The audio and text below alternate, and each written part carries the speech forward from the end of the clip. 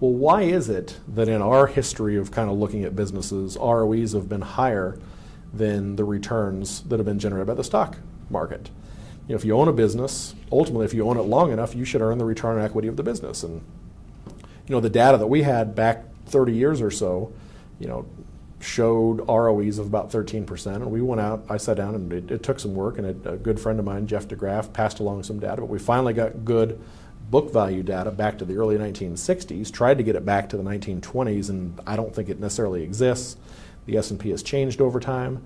But what we could link together, and what I believe even about the earlier iteration, even prior to 1960, but from our data, is that returns on equity for the broad market have averaged 13%. Well, why is it that you've lost 3% as the investor in the broad aggregate stock market? And thought about it, and I think we instinctively knew the answer from just the process of how we look at businesses. But there's an enormous drag from reported operating earnings each year on average for what I'd just call bad accounting, or just the process of writing down and writing off assets. We've written about it for a number of years with our letters. Even back in our early iteration of Semper, the 2001, 2002 letters, we talked a lot about irregular accounting for write-offs and write-downs and pensions. But going back to the early 80s, if I told you that you lose from operating earnings, that 15% of earnings are written off or written down every year, it's a staggering number. I mean, on a 13% ROE, which is what we think kind of the top line headline ROE has been, you shave 15% off of earnings on average per year. And it's a cyclical shave. During a recession or an economic downturn, you'll see write-offs as much as 30, 40, 50%. During boom times, write-offs have been much lower. You've seen years and periods where write-offs have been 2 or 3 or 4%, but on average they've been 15%. So 13% shaves down by just under 2%, by 1.995%. So the 13 ROE becomes an 11.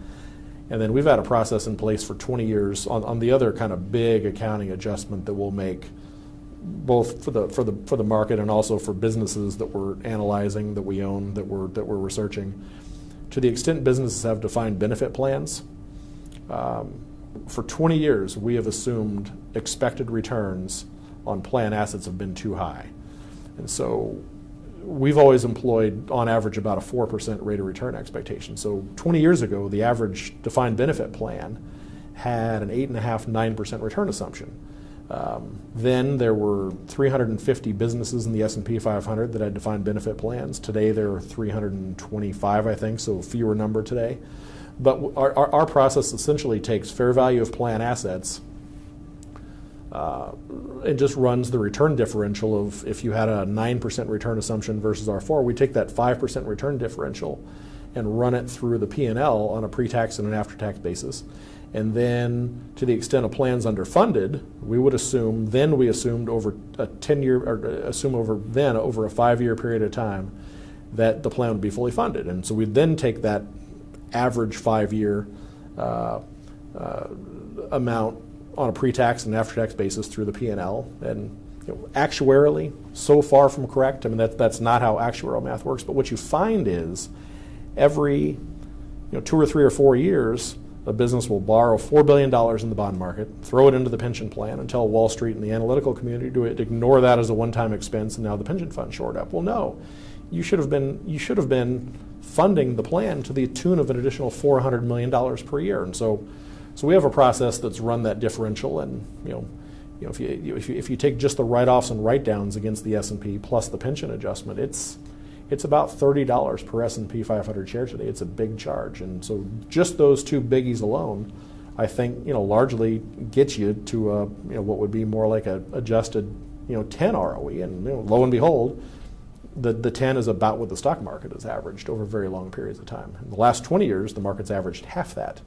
But you began the period with very, very rich valuations. And it's funny because we have very rich valuations today, but valuations then would have suggested that returns would be, at best kind of low single digit to mid single digit, and that's exactly what you got.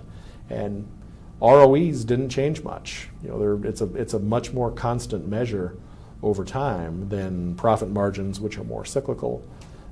Even back in the 1970s, when inflation was very high, ROEs didn't move much above 13%, and so then they absolutely were punitive. I mean, if your net cost of debt was 10, 11, 12, 13%, and you were earning 13 on equity, you were essentially losing money.